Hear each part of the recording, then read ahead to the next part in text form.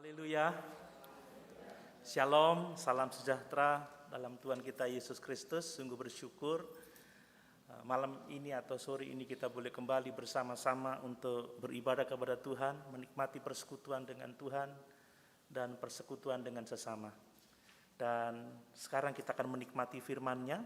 Mari kita bersama-sama membaca surat 1 Yohanes pasal yang kelima. Kita akan baca bersama-sama ayat 14 dan ayat yang ke-15. 1 Yohanes pasal 5 ayat 14 dan ayat yang ke-15. Kita baca bersama-sama.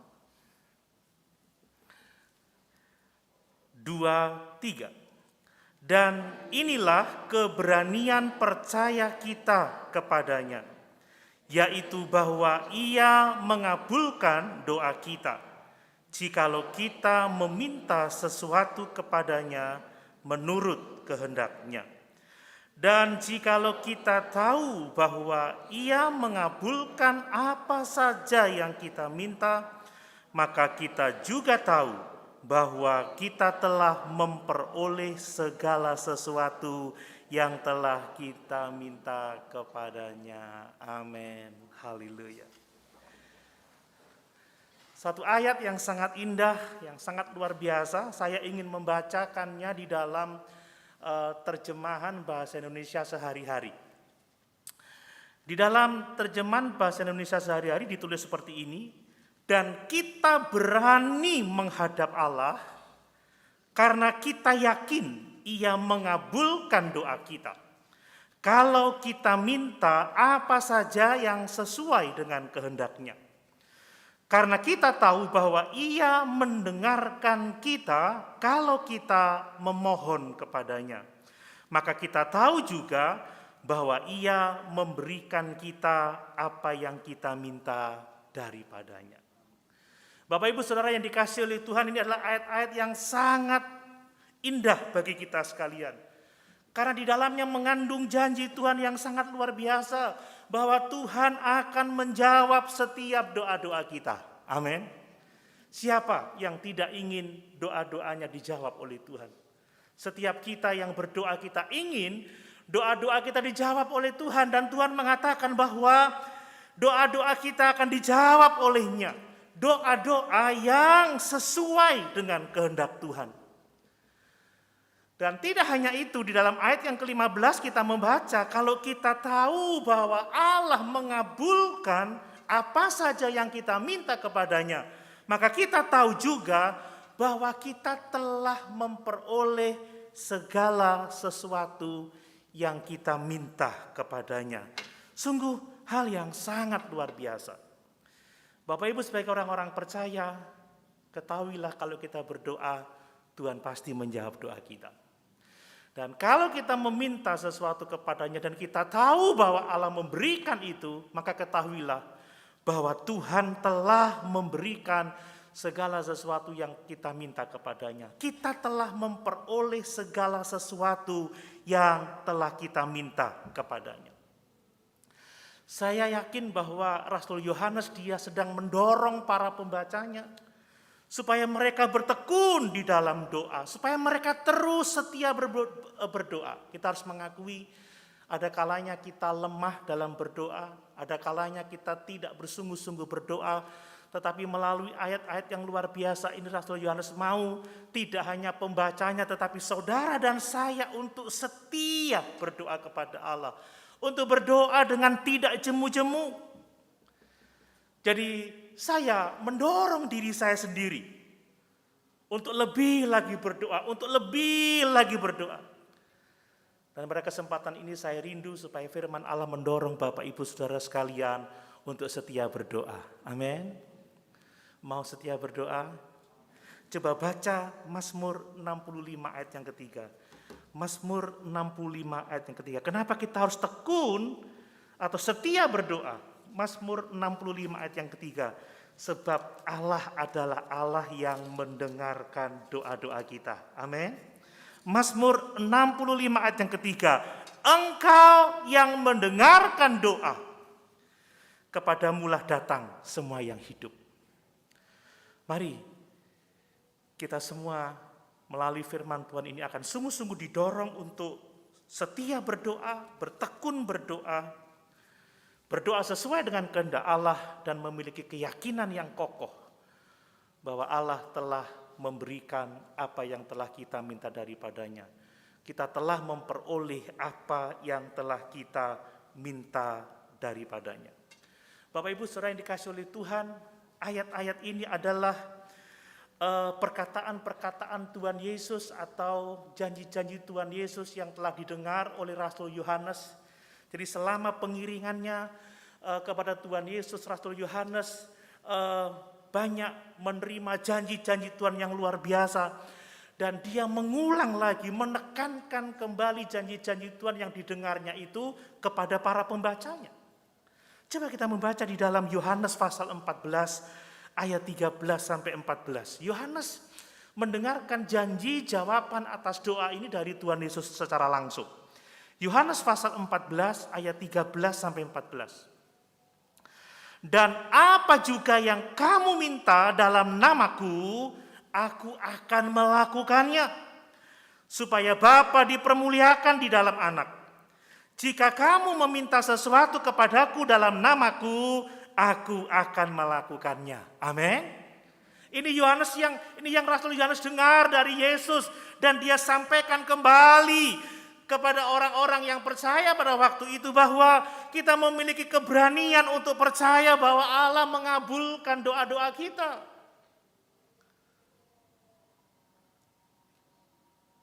Bahwa kalau kita percaya Allah telah mengabulkan doa-doa kita, bahwa kita tahu bahwa kita telah memperoleh apa yang kita minta daripadanya. Luar biasa. Dan apa juga yang kamu minta dalam namaku, dalam nama Yesus, aku akan melakukannya. Itu firman Tuhan. Ya, jika kamu meminta sesuatu kepadaku dalam namaku, aku akan melakukannya. Bahkan dia tegaskan 2 kali. Kalau kamu meminta dalam namaku, maka aku akan melakukannya. Coba kita baca lagi Yohanes pasal 15 ayat yang ke-16. Ini yang didengar oleh Rasul Yohanes langsung dari Tuhan Yesus.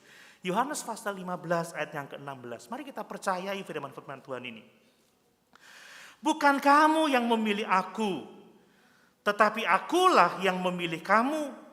Dan aku telah menetapkan kamu supaya kamu pergi dan menghasilkan buah, dan buahmu itu tetap. Supaya apa yang kamu minta kepada Bapa dalam namaku, diberikannya kepadamu. Inilah perintahku kepadamu, kasihilah seorang akan yang lain. Amin. Yesus telah memilih kita, menetapkan kita, supaya kita pergi dan menghasilkan buah-buah rohani dalam kehidupan kita. Dan kalau kita menghasilkan buah-buah rohani, maka dikatakan supaya apa yang kamu minta kepada Bapa dalam nama Yesus, itu diberikan kepada kita. Janji yang sangat luar biasa indah. Itu sebabnya kenapa kita tidak perlu khawatir akan kebutuhan kita, akan pergumulan kita, sebab Dia berjanji akan menjawab doa-doa yang kita panjatkan dalam nama Yesus. Amin. Dia juga pernah berkata, cari maka kamu akan mendapat, ketuk pintu akan dibukakan. Ya, luar biasa. Minta maka akan diberikan kepadamu. Luar biasa janji-janji Tuhan ini. Coba kita lihat lagi Yohanes pasal 16 ayat 24 supaya kita semakin diteguhkan dengan firman Tuhan ini. Bahwa Yohanes itu mengulang kembali janji Tuhan yang didengarnya secara langsung. Ya, Yohanes pasal 16 ayat 24. Sampai sekarang kamu belum meminta sesuatu pun dalam namaku. Mintalah maka kamu akan menerima supaya penuhlah sukacitamu. Amin. Rasul Yohanes menegaskan kepada setiap orang percaya yang membaca suratnya ini, bahwa kita dapat memiliki keberanian untuk percaya kepada Tuhan bahwa Ia akan mengabulkan doa kita kalau kita minta sesuai dengan kehendak-Nya. Kalau kita tahu bahwa Dia mengabulkan apa saja, perhatikan, apa saja yang kita minta, maka kita tahu sesungguhnya kita telah memperoleh apa yang telah kita minta daripadanya. Bagaimana pengalaman Bapak Ibu dalam berdoa? Apakah Tuhan menjawab doa-doa Bapak Ibu Saudara? Halo? Haleluya. Kalau saya boleh berbagi pengalaman saya, ada banyak doa yang saya panjatkan kepada Tuhan. Tidak hanya untuk diri saya sendiri, tapi untuk orang-orang yang saya kasihi, untuk jemaat Tuhan. Saya menemukan bahwa belum semuanya dijawab oleh Tuhan. Tapi saya tidak akan berhenti berdoa. Dan saya berharap kalau ada doa-doa yang belum dijawab oleh Tuhan, jangan pernah berhenti berdoa. Amin. Kadang saya berpikir mungkin kalau Tuhan belum menjawab doa saya, mungkin karena permintaan saya tidak sesuai dengan kehendak Tuhan. Atau hal-hal yang belum saya ketahui tentang doa. Jadi saya tidak menjadi lemah, saya tidak menjadi putus asa, saya tidak menjadi berhenti. Sekalipun mungkin saya tidak sempurna dalam mengetahui kehendak Tuhan, atau saya tidak sempurna dalam memahami doa, tapi itu tidak menghentikan saya dalam berdoa. Karena adalah kehendak Tuhan untuk kita berdoa kepadanya. Amin. Doa ini bukan sesuatu yang sifatnya sekunder. Doa itu primer. Doa itu kebutuhan setiap orang yang percaya kepada Tuhan. Kalau kita tidak berdoa, kita congkak. Kita sombong, kita tidak mengandalkan Tuhan. Tetapi kalau kita berdoa, kita menyadari kelemahan kita, kita menyadari keterbatasan kita menyadari kebutuhan kita akan Tuhan. Amin. Dan kalau kita berdoa sesuai dengan kehendak Tuhan, maka Tuhan sudah berjanji bahwa Dia akan mengabulkan apa yang kita minta yang sesuai dengan kehendak-Nya. Nah, berbicara tentang doa itu tidak dapat dilepaskan atau dipisahkan dari pengalaman keselamatan jiwa kita. Coba kita mundur satu ayat ya. Ayat yang ke-13 dari 1 Yohanes pasal yang ke-5.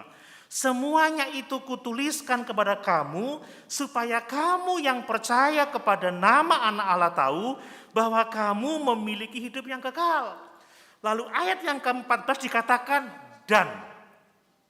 Jadi ada kaitan yang sangat erat antara ayat 13 dan ayat yang ke-14. Bahwa kita memiliki keberanian percaya Allah akan mengabulkan dosa-dosa kita karena kita telah memiliki kepastian keselamatan dalam diri kita. Hanya orang-orang yang memiliki hubungan yang benar dengan Tuhan, yang memiliki jaminan, yang memiliki keberanian, yang memiliki kepercayaan, kepastian, jaminan bahwa Allah akan menjawab doa-doanya. Bapak Ibu, kalau kita belum benar-benar dilahirkan baru, jangan bermimpi bahwa kita dapat menyampaikan doa atau permohonan yang sesuai dengan kehendak Allah. Tidak dapat dipisahkan antara keselamatan dengan doa-doa kita. Antara kelahiran baru dengan doa-doa kita. Minggu yang lalu saya katakan bahwa dasar dari semua hubungan kita dengan Tuhan haruslah kelahiran baru. Haruslah keselamatan jiwa. Haruslah kehidupan yang kekal yang telah Tuhan anugerahkan kepada kita. Jadi ada kaitan yang sangat erat antara diselamatkan dan doa-doa yang dijawab oleh Tuhan. Sekali lagi, jika kita tidak memiliki kehidupan yang kekal, jika kita tidak sungguh-sungguh memiliki Yesus, tidak sungguh-sungguh percaya Yesus, jika kita belum dilahirkan baru, kita tidak akan memiliki kepastian bahwa doa-doa kita akan dijawab oleh Tuhan. Kecuali doa supaya kita diselamatkan dari dosa-dosa kita.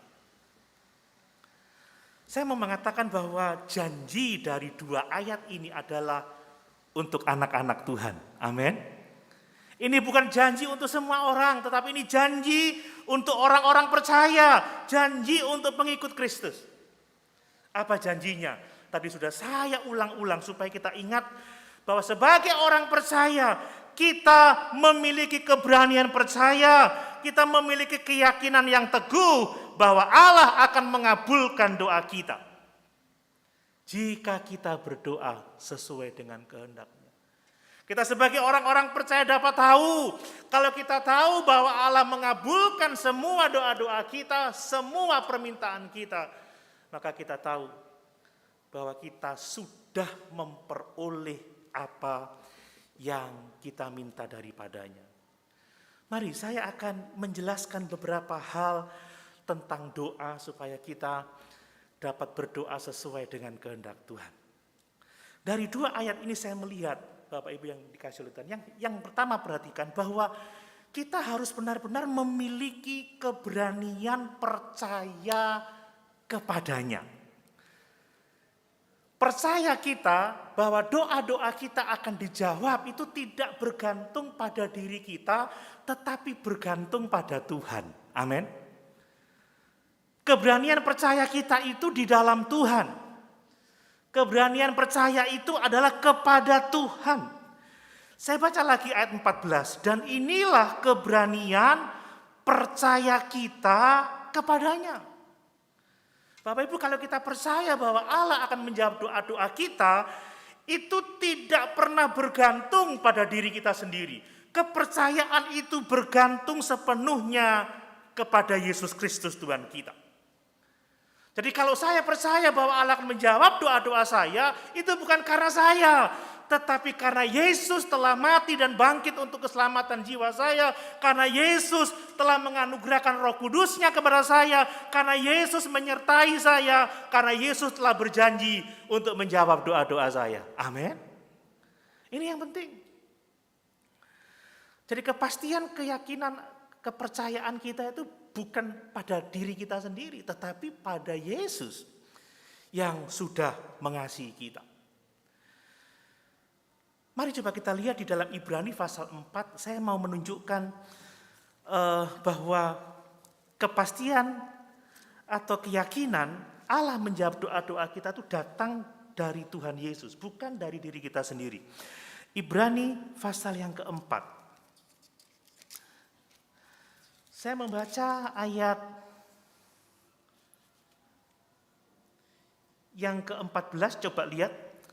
Karena kita sekarang mempunyai imam besar agung yang telah melintasi semua langit, yaitu Yesus anak Allah, baiklah kita teguh berpegang pada pengakuan iman kita. Perhatikan, karena kita memiliki imam besar agung. Ayat yang ke-15. Sebab imam besar yang kita punya bukanlah imam besar yang tidak dapat turut merasakan kelemahan-kelemahan kita. Sebaliknya, sama dengan kita, ia telah dicobai hanya tidak berbuat dosa. Saudara, imam besar itu adalah imam besar agung yang telah melintasi semua langit. Dia adalah imam besar yang bersimpati kepada umat ketebusannya. Kemudian ayat yang ke-16 perhatikan. Sebab itu, ya, karena imam besar agung kita, karena Yesus. Ya. Sebab itu, marilah kita dengan penuh keberanian menghampiri tahta kasih karunia, supaya kita menerima rahmat dan menemukan kasih karunia untuk mendapat pertolongan kita pada waktunya. Jadi keberanian kita percaya bahwa doa-doa kita dijawab oleh Tuhan, itu percaya di dalam Tuhan dan Juru Selamat kita Yesus Kristus. Amin. Saudara, kalau bukan di dalam Dia, kita tidak memiliki keberanian untuk percaya. Hanya karena Yesus yang telah mati dan bangkit untuk kita, kita dikatakan dengan penuh keberanian menghampiri tahta kasih karunia itu. Karena Yesus kita dengan penuh keberanian menemukan kasih karunia untuk mendapatkan pertolongan kita pada waktunya. Dasar dari kepercayaan kita, keyakinan kita atas jawaban doa-doa kita ada di dalam Yesus Kristus. Itu sebabnya kenapa kalau kita berdoa selalu kita alaskan di dalam nama Tuhan Yesus Kristus. Bapak Ibu bisa membaca di dalam surat Efesus pasal 1. Sebab di dalam Yesuslah kita mendapatkan segala sesuatu yang kita butuhkan dalam hidup ini. Di dalam Yesus kita diselamatkan, di dalam Yesus kita dilahirkan baru, di dalam Yesus kita diberi kedudukan sebagai anak-anak Allah, di dalam Yesus kita akan mewarisi kerajaan surga. Jadi kepastian kita hanya ada di dalam Yesus, tidak pernah bergantung pada siapapun juga atau pada apapun yang ada dalam diri kita. Semuanya ada di dalam Yesus. Itu sebabnya Yesus itu segala-galanya bagi kita. Amin. Saya telah kemukakan minggu yang lalu, barang siapa memiliki anak dia memiliki hidup. Tetapi barang siapa tidak memiliki anak dia tidak memiliki hidup. Yesus adalah segala-galanya bagi kita. Sebab di dalam Dialah kita memiliki kepastian bahwa Tuhan akan menjawab doa-doa kita. Coba lihat lagi Efesus 3 ayat 12 supaya kita teguh dalam bagian ini. Efesus 2 ayat yang ke-13. Demikian firman Tuhan. Di dalam Dia, di dalam Yesus, perhatikan, kita beroleh keberanian dan jalan masuk kepada Allah dengan penuh kepercayaan oleh iman kita kepadanya. Jadi Yesuslah yang menjadi dasar bagi iman kita, keberanian percaya kita, keyakinan kita, kepastian kita bahwa Dia akan menjawab doa-doa kita. Sebab hanya di dalam Dia kita beroleh keberanian dan jalan masuk kepada Allah. Hanya di dalam Yesus kita dengan penuh kepercayaan dapat mendapatkan jawaban-jawaban doa. Itu sebabnya mari kita bergantung sepenuhnya kepada Tuhan Yesus. Amin. Hanya di dalam Yesus. Saudara, keyakinan kita tidak pernah pada objek-objek yang lain, bahkan pada apapun yang ada dalam diri kita.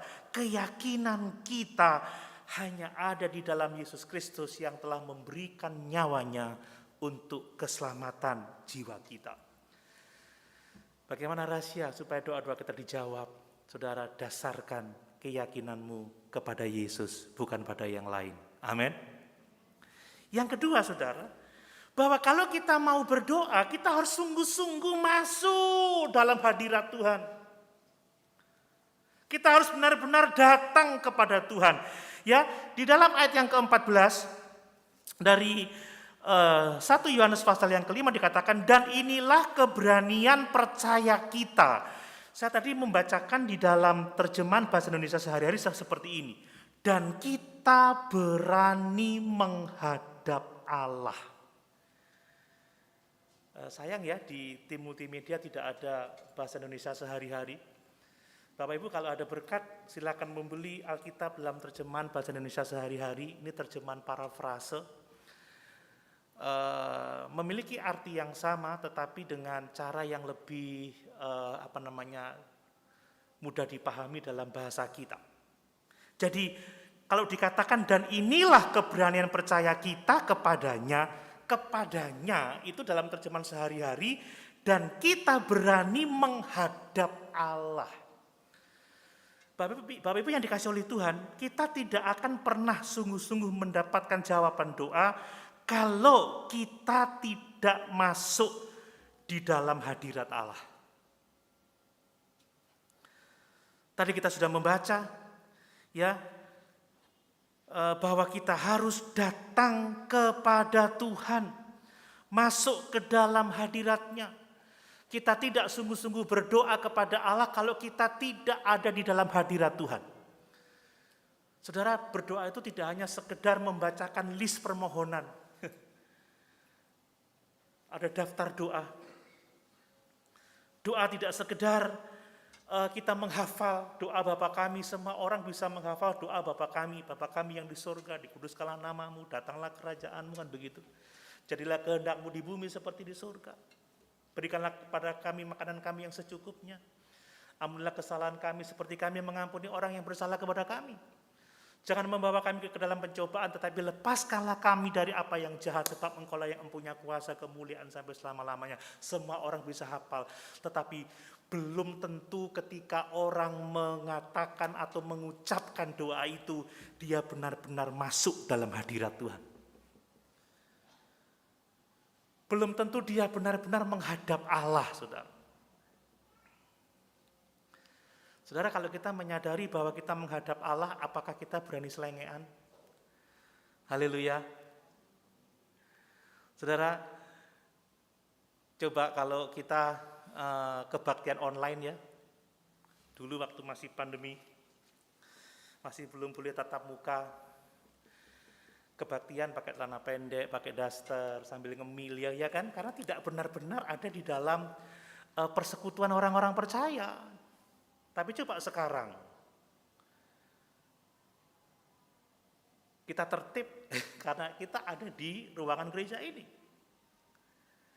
Mahasiswa saya mungkin kalau kuliah tidak pakai celana panjang, saya tidak tahu karena hanya kelihatan mukanya saja. Tapi kalau ketemu saya tidak akan boleh seperti itu. Saudara, ada banyak orang yang mengucapkan daftar doa, daftar permohonan, tetapi sesungguhnya tidak ada di dalam hadirat Allah. Kalau kita mau berdoa dan mau dijawab doa, kita pastikan bahwa kita ada di dalam hadirat Allah. Bagaimana caranya? Datang dengan iman, datang dengan sungguh-sungguh, datang dengan penghormatan, datang dengan ketulusan. Amin, saudara. Saudara berani datang ke hadirat Tuhan dengan celana pendek dan kaos singlet. Kalau kita menyadari ada di hadirat Tuhan, kita pasti mau melakukan yang terbaik.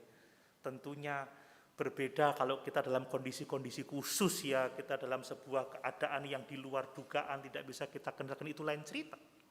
Tapi seperti sekarang ini, apakah saudara benar-benar ada di dalam hadirat Allah, tergantung dari iman kita kepada Tuhan, ketulusan kita, kesungguhan kita dalam berdoa. Ada pujian lama mengatakan, di hadirat-Mu aku puas, di hadirat-Mu aku bebas. Amin. Di hadirat-Mu ada terang. Saudara, kalau orang benar-benar berdoa, ada dalam hadirat Tuhan, merasakan hadirat Tuhan, pasti ada sukacita, ada damai sejahtera, ada kesenangan yang sangat luar biasa, sehingga saudara, orang berdoa tidak disadari sudah lama menikmati persekutuan dengan Tuhan. Jadi kita harus benar-benar merendahkan diri, masuk ke hadirat Tuhan, percaya, bersyukur, bersujud, memohon kepada Tuhan. Baru kita akan melihat dan mengalami bahwa kita dijawab oleh Tuhan. Jika kita belum datang ke hadirat Tuhan, jika kita belum datang kepada Tuhan menaikkan permohonan kita, maka sesungguhnya kita masih belum benar dalam berdoa. Pastikan kalau kita berdoa, kita benar-benar menghadap Dia. Amin. Masuk dalam hadirat-Nya. Ku masuk ke hadirat-Mu, kan begitu. Ada banyak orang asal aja berdoa. Ya. Seolah-olah Tuhan itu tidak ada. Tapi orang yang sungguh-sungguh percaya, dia masuk ke hadirat Tuhan untuk mendapatkan pertolongan tepat pada waktunya. Kemudian saudara, yang ketiga tentang doa. Saudara, dalam berdoa kita harus sungguh-sungguh meminta kepada Tuhan. Saudara, ada banyak orang yang tidak meminta. Padahal Tuhan mengatakan, minta maka akan diberikan kepadamu. Cari maka kamu akan mendapat, ketuk maka pintu akan dibukakan bagimu. Tetapi ada banyak orang yang tidak mencari, ada banyak orang yang tidak mengetuk, ada banyak orang yang tidak meminta. Saudara, kalau kita tidak mencari, jangan bermimpi kita akan mendapat. Kalau kita tidak mengetuk, jangan bermimpi bahwa pintu akan dibukakan. Kalau kita tidak sungguh-sungguh meminta, jangan bermimpi bahwa kita akan menerima. Seringkali kita hanya berasumsi, pikiran kita kemana-mana. Kita tidak sungguh-sungguh meminta apa yang kita butuhkan dari Tuhan. Makanya tadi kita membaca, mintalah di dalam namaku, maka aku akan memberikannya kepadamu. Ya, saya baca lagi ayat yang ke-14. Dan inilah keberanian percaya kita kepadanya, yaitu bahwa ia mengabulkan doa kita jikalau kita meminta sesuatu kepadanya. Sungguhkah kita telah meminta sesuatu kepada Tuhan? Untuk setiap kebutuhan kita, untuk setiap pergumulan kita, Bapak Ibu Saudara sendiri yang tahu. Saudara, kalau Bapak Ibu kurang percaya bahwa ada orang yang tidak sungguh-sungguh meminta, mari kita lihat Yakobus pasal 4 ayat 2 sampai 3. Yakobus pasal 4 ayat 2 sampai 3. Demikian firman Tuhan. Kamu mengingini sesuatu, tetapi kamu tidak memperolehnya. Lalu kamu membunuh, kamu iri hati, tetapi kamu tidak mencapai tujuanmu. Lalu kamu bertengkar dan kamu berkelahi. Kamu tidak memperoleh apa-apa karena kamu tidak berdoa. Kamu tidak memperoleh apa-apa karena kamu tidak meminta. Yesus berkata apa tadi? Kamu belum pernah meminta sesuatu dalam namaku. Dan dia berkata sekarang mintalah. Bapak Ibu membutuhkan apa dari Tuhan? Minta kepada Tuhan. Maka itu akan diberikan kepada kita. Amin. Amin. Saudara, kadang kita ini konsentrasi kita, perhatian kita, fokus kita dipecahkan kepada dunia, diarahkan kepada orang lain untuk setiap pergumulan kita. Sebenarnya Sang Sumber berkat sudah memanggil kita. Mintalah dalam namaku, maka akan diberikan kepadamu. Mari kita mau benar-benar meminta sesuatu kepada Tuhan. Amin. Lihat, kemudian ayat yang ketiga, atau kamu berdoa juga tetapi kamu tidak menerima apa-apa karena kamu salah berdoa. Sebab yang kamu minta itu hendak kamu habiskan untuk memuaskan hawa nafsumu. Jadi kita perlu memastikan bahwa kita berdoa, bahwa kita meminta sesuatu kepada Tuhan, tetapi kita juga harus memeriksa motivasi kita. Jangan kita meminta hanya untuk kepentingan kita sendiri, untuk memuaskan hawa nafsu kita sendiri. Mari kita meminta untuk hormat dan kemuliaan bagi nama Tuhan. Amin. Pernah saya sampaikan, kenapa kita tidak berdoa, Tuhan, berkati anak-anak saya supaya anak-anak saya menjadi berkat. Jadikan mereka sukses, mereka lebih lagi dalam mengasihi Tuhan, lebih lagi dalam melayani Tuhan, lebih banyak lagi memberi waktu untuk bersekutu dengan Tuhan. Mari kita pastikan bahwa kita meminta dan bahwa permintaan kita itu adalah untuk memuliakan Tuhan saja. Yang keempat tentang doa dari teks ini, saudara. Tuhan itu akan mengabulkan setiap permintaan yang sesuai dengan kehendak Tuhan.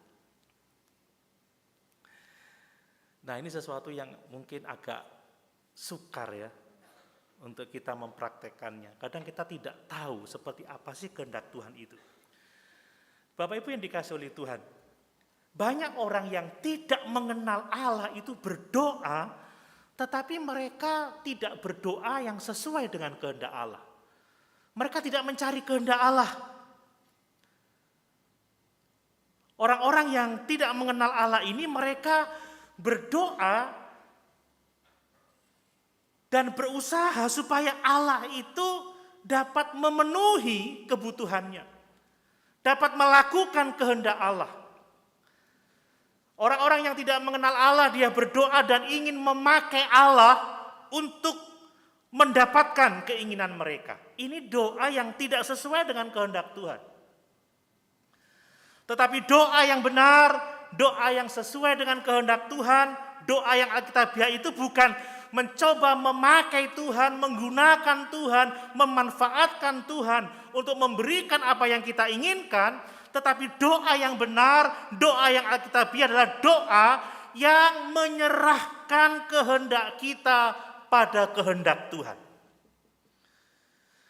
Ingat, Tuhan Yesus mengajar dalam doa Bapa kami yang di surga, dikuduskanlah namamu, datanglah kerajaanmu, jadilah kehendakmu. Bapak Ibu, kita tidak mengenal Allah dengan benar kalau kita berdoa tujuannya supaya Tuhan dapat kita gunakan untuk memenuhi semua keinginan kita. Saya pikir ini adalah satu kesalahan besar, saudara ya. Kalau kita berdoa supaya Tuhan melakukan kehendak kita yang bertentangan dengan kehendak Tuhan. Nah, ini kesalahan besar. Kalau tidak mau disebut sebagai kebodohan besar, ini kesalahan besar. Jika ada orang yang berdoa meminta Tuhan melakukan kehendaknya yang tidak sesuai dengan kehendak Tuhan. Kalau kita berdoa seperti itu, kita merasa lebih pintar dari Tuhan. Kita berpikir kita lebih tahu dari Tuhan apa yang terbaik untuk hidup kita. Saudara, kalau bahasa TikTok ini parah ini. Ini parah ini. Ya. Kalau kita merasa kita lebih tahu apa yang terbaik untuk hidup kita daripada Tuhan. Bukankah Tuhan sudah memberi keyakinan iman bahwa Dia mengasihi kita lebih dari siapapun juga. Bahwa Dia mengasihi kita lebih dari orang tua jasmani kita. Jadi yang benar itu adalah kalau kita mau berdoa minta kehendak Tuhan yang jadi dalam kehidupan kita, juga minta kehendak Tuhan yang jadi dalam kehidupan orang-orang yang kita kasihi. Seringkali kita memaksakan, Tuhan saya mau anak saya seperti ini. Tanpa kita menutup dengan doa, bukan kehendakku yang jadi, tetapi kehendakmu yang jadi. Kalau kita menuntut Tuhan melakukan semua yang kita kehendaki, semua yang kita inginkan, kita merasa lebih tahu yang terbaik untuk anak kita daripada Tuhan tahu yang terbaik untuk anak kita. Dan kalau kita memaksa Tuhan untuk melakukan kehendak kita daripada kehendaknya yang terjadi atas hidup kita, sama saja kita mencopot Tuhan dari kedaulatannya atas hidup kita. Kita tidak tunduk pada ketuhanannya. Bahwa Dialah yang menetapkan kehidupan setiap orang yang percaya kepadanya. Kalau kita melakukan itu, kita melakukan kesalahan besar. Sesungguhnya kita tidak percaya kepada Tuhan dan sesungguhnya kita menolak rencana Tuhan yang terbaik bagi kita. Saudara, pastikan bahwa kita tidak seperti orang-orang yang tidak mengenal Allah ini. Kita mau memakai Tuhan, mau menggunakan Tuhan untuk memenuhi semua keinginan kita. Seperti Aladin, seperti jini. Dan hal-hal yang lain yang dapat dipikirkan oleh manusia. Nah, mungkin kita bertanya, bagaimana saya bisa tahu ini kehendak Tuhan? Bagaimana saya bisa menentukan ini bukan kehendak Tuhan agar saya bisa berdoa sesuai dengan kehendak Tuhan? Nah, kalau kita ingin mengerti ini kehendak Tuhan atau tidak, saudara, kita harus dapat mengerti dua hal. Yang pertama adalah ketetapan kehendaknya. Bapak Ibu bisa membaca di Alkitab seperti Efesus 1 ayat yang ke-11. Bahwa Tuhan itu bertindak sesuai dengan ketetapan dan kehendaknya. Tetapi di sisi lain, Allah itu punya kehendak yang lebih kepada keinginan, saudara. Allah itu punya ketetapan, tetapi Allah juga punya keinginan. Dan dua-duanya ini harus kita pahami. Kalau kita berbicara mengenai ketetapan kehendak Tuhan, itu adalah berbicara tentang Allah itu akan melakukan segala sesuatu yang telah ditetapkannya. Ini ketetapan kehendaknya. Tuhan pasti akan melakukan apa yang telah ditetapkannya. Segala sesuatu pasti terjadi sesuai dengan ketetapan Tuhan. Amin. Kita harus percaya ini, bahwa Tuhan bekerja menurut ketetapan kehendaknya. Nah, kalau ada sesuatu yang terjadi di luar ketetapan Tuhan, maka berarti Tuhan tidak maha kuasa, saudara. Makanya percayalah bahwa Tuhan itu selalu bertindak sesuai dengan ketetapan kehendaknya. Nah, kemudian di sisi lain ada keinginan Allah yang seringkali, saudara, ini berbeda dengan ketetapan kehendak Tuhan. Contohnya, saudara, ini mungkin agak sulit dipahami, tapi kalau Bapak Ibu rajin membaca Alkitab, Bapak Ibu bisa memahami ini. Saudara, saya membaca di Alkitab bahwa Tuhan itu tidak menginginkan manusia itu berdosa. Allah tidak ingin. Tetapi dalam ketetapan kehendaknya, Allah itu mengizinkan manusia jatuh di dalam dosa. Dan setelah manusia jatuh di dalam dosa, Allah menetapkan bahwa salib itu menjadi satu-satunya jalan untuk menyelamatkan manusia dari dosa. Itu antara keinginan dan ketetapan kehendaknya, keputusan rencananya. Allah tidak ingin manusia berdosa, tetapi Allah menetapkan dosa diizinkan masuk oleh Tuhan. Tetapi setelah dosa masuk, Allah menetapkan jalan keselamatan hanya melalui Yesus Kristus Tuhan kita. Nah, tetapi meskipun Allah menetapkan, mengizinkan dosa-dosa itu terjadi, tetapi Allah sama sekali tidak bertanggung jawab atas dosa manusia. Kita harus percaya bahwa Allah tidak bertanggung jawab atas dosa Adam, atas dosa Hawa. Allah tidak menyebabkan Adam berbuat dosa. Allah tidak menyebabkan Hawa berbuat dosa. Bahkan Allah tidak bertanggung jawab atas orang-orang yang menyalibkan Yesus. Allah membenci dosa-dosa mereka. Mereka bertanggung jawab atas dosa mereka sendiri. Namun Dia telah menetapkan Yesus sebagai penebus dosa umat manusia. Nah, ini sesuatu yang seringkali sulit untuk kita pahami, tetapi kita harus belajar untuk memahaminya. Bapak Ibu, saya harus menceritakan bahwa ada cukup banyak ayat-ayat Alkitab yang sukar dipahami. Saya berencana berkhotbah sampai ayat yang ke-17, tetapi waktu tidak akan cukup, karena ayat 16 ayat 17 itu tidak mudah dipahami. Apa yang dimaksud dengan dosa yang mendatangkan maut, dosa yang tidak mendatangkan maut? Apa maksudnya berdoa untuk orang yang berdosa dengan dosa yang tidak mendatangkan maut sehingga dia boleh mendapatkan hidup? Itu sesuatu yang tidak mudah dipahami. Kadang saya berhadapan dengan teks-teks sulit, saudara, tapi saya tidak mau menyerah. Jika termasuk malam hari ini, saya tidak meloncati bagian ini, tapi saya ingin jemaat tahu apa itu kehendak ketetapan Allah, apa itu kehendak keinginan Allah, supaya kita dapat memahami kerja Tuhan dalam kehidupan kita. Saudara, adalah kehendak Tuhan untuk semua orang diselamatkan. Amin. Amin. 1 Timotius 2 ayat yang keempat, Bapak Ibu bisa membaca itu. Adalah kehendak Tuhan agar semua orang diselamatkan. Tetapi kita tahu bahwa dalam ketetapannya Tuhan itu hanya akan menyelamatkan orang-orang pilihannya. Nah, ini kadang sesuatu yang sulit dipahami. Lihat, Allah mengendaki pada waktu Nuh memberitakan kesaksian tentang hari penghakiman itu. Tetapi pada akhirnya Tuhan hanya menyelamatkan 8 orang yang masuk ke dalam perahu itu. Di samping binatang-binatang yang dibawa masuk ke dalamnya. Itu pun tidak semua binatang diselamatkan, saudara. Hanya sepasang-sepasang. Jadi Tuhan ingin supaya manusia itu diselamatkan, tetapi dalam ketetapan kehendaknya Dia tidak menyelamatkan semua orang.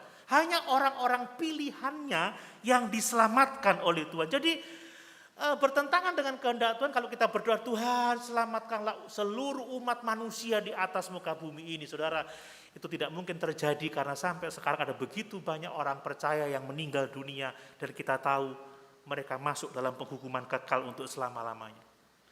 Dan saya membaca doa Tuhan Yesus itu hanya berdoa untuk murid-muridnya, saudara. Dia tidak berdoa untuk dunia. Coba lihat itu. Yohanes pasal 17, supaya kita bisa memahami itu. Yohanes pasal 17. Ini hal yang sangat luar biasa bagi kita. Yohanes pasal 17, saya membaca ayat yang ke-9 ya.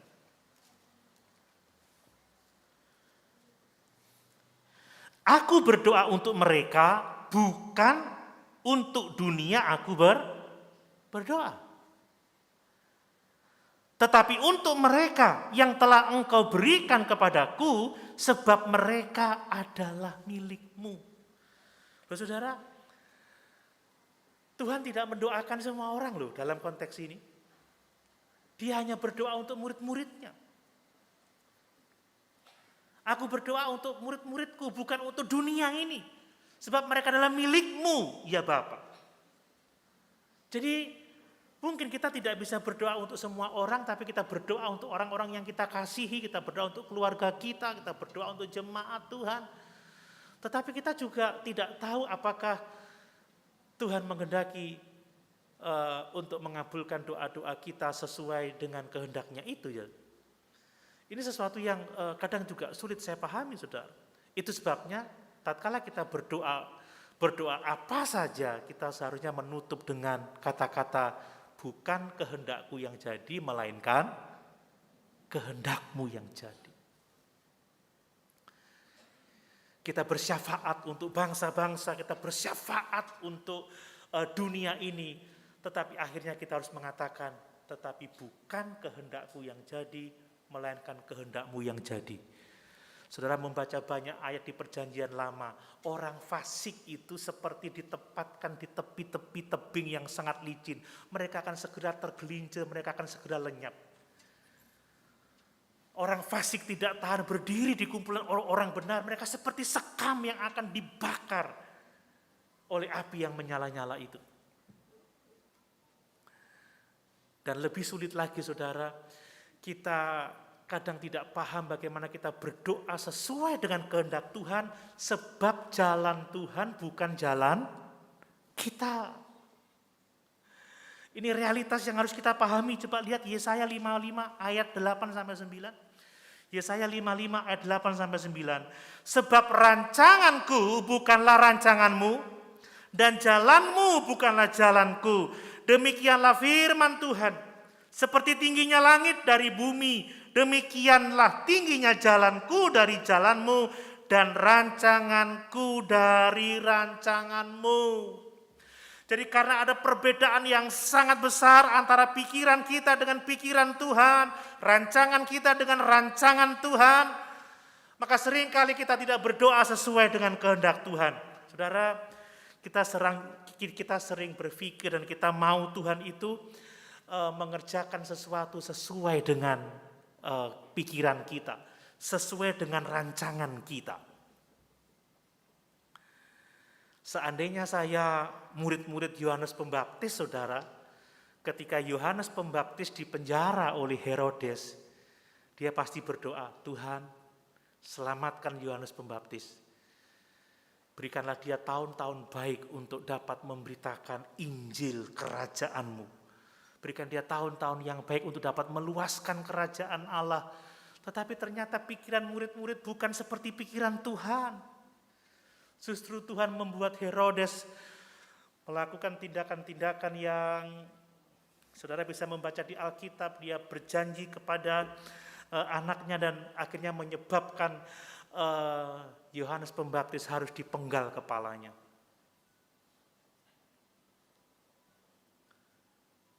Seandainya saya adalah Rasul Yohanes, saudara, penulis surat 1 Yohanes ini, saya akan berdoa supaya Yakobus selamat dari penjara, supaya Yakobus memiliki tahun-tahun yang baik untuk melayani Tuhan.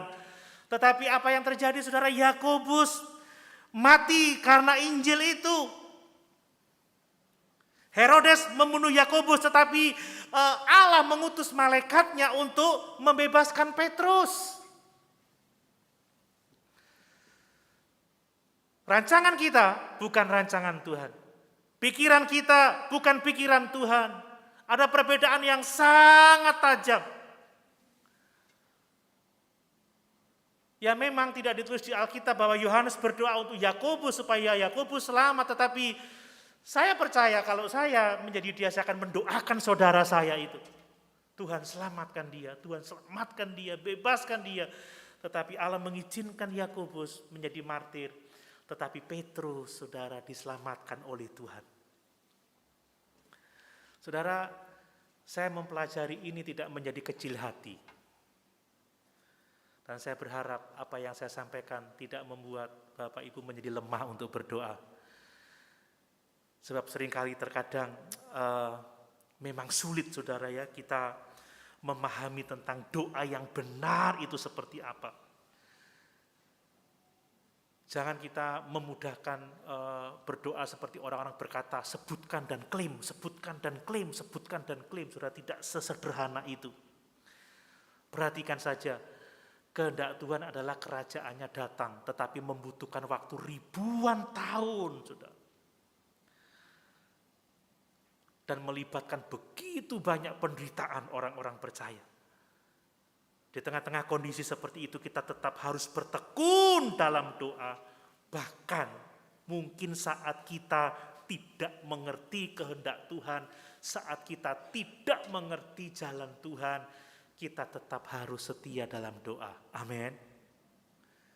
Makanya saudara, apapun yang kita minta, mari kita berkata, Tuhan, jalanku bukan jalanmu, rancanganku bukan rancanganmu.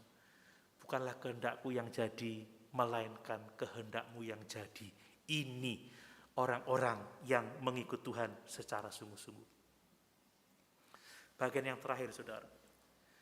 Bagian yang kelima, jika kita tahu bahwa Allah mengabulkan semua permintaan kita, maka kita juga tahu bahwa kita telah memperoleh segala sesuatu yang telah kita minta kepadanya. Itu ayat 15, saudara. Jadi ayat 15 mengatakan bahwa kalau kita tahu bahwa doa-doa kita dikabulkan oleh Tuhan, maka kita tahu bahwa apapun yang kita minta itu telah diberikan Tuhan kepada kita. Bapak Ibu percaya kebenaran ini? Kalau kita percaya, kita tahu bahwa Tuhan mengabulkan semua yang kita minta, maka kita tahu bahwa kita telah memperoleh apa yang kita minta dari Tuhan. Tapi sekali lagi, itu menurut waktunya Tuhan, bukan menurut waktunya kita. Amin. Bukan kalau orang Jawa bilang sak nyet ya. Kita minta sekarang, jadi sekarang. Kita minta detik ini juga harus dipenuhi oleh Tuhan. Ingat Abraham telah lama berdoa untuk seorang anak laki-laki. Dan ketika Tuhan berjanji untuk memberikan seorang anak laki-laki, dia harus menunggu 25 tahun untuk mendapatkan anak itu, saudara. Ada banyak hal yang ditulis di Alkitab tentang menanti-nantikan jawaban dari Tuhan. Kita harus sabar, saudara ya. Terkadang dalam kehendaknya, dalam tujuan, dalam hikmatnya Allah itu menunda menjawab doa-doa kita, tetapi sesungguhnya dalam pengertian lain, sesungguhnya kita sudah menerima apa yang kita doakan, hanya waktunya saja menunggu waktunya Tuhan. Dalam kondisi seperti itu, tetaplah berdoa. Amin. Jangan jemu-jemu berdoa. Dalam kondisi seperti itu, mengucap syukurlah dan katakanlah terima kasih Tuhan untuk jawaban dari setiap doa yang sudah saya naikkan. Bapak Ibu, sebagai penutup saya mau menyampaikan ada banyak hal yang tidak dapat kita pahami tentang doa. Ada banyak hal, saudara. Dan ada banyak hal yang tidak kita pahami dalam hidup ini, terutama ketika kita berbicara mengenai kehendak Tuhan. Tetapi sebagai anak-anak Tuhan, kita tidak boleh berhenti berdoa, kita tidak boleh putus asa, saudara. Mari kita berdoa sesuai dengan apa yang kita pahami tentang doa. Dan mari kita berdoa dengan sehati-hati mungkin supaya doa kita sesuai dengan kehendak Tuhan. Amin. Saudara, saya tidak tahu banyak tentang gadget yang saya pegang ini, saudara. Tetapi itu tidak menghalangi saya untuk menggunakan gadget ini. Saya belum menggunakan semua kecanggihan dari teknologi yang saya punyai. Tetapi itu tidak menghalangi saya untuk tidak melakukannya. Lambat laun saya belajar, dan saya tahu bagaimana menggunakannya. Itu sebabnya jangan berhenti berdoa sekalipun kita tidak tahu banyak tentang doa. Amin. Percaya bahwa Tuhan akan mengabulkan doa-doa kita kalau kita meminta sesuai dengan kehendak-Nya. Percaya kalau kita tahu bahwa Allah menjawab semua yang kita minta kepadanya, sesungguhnya kita sudah memperolehnya dari Tuhan. Amin. Sama-sama kita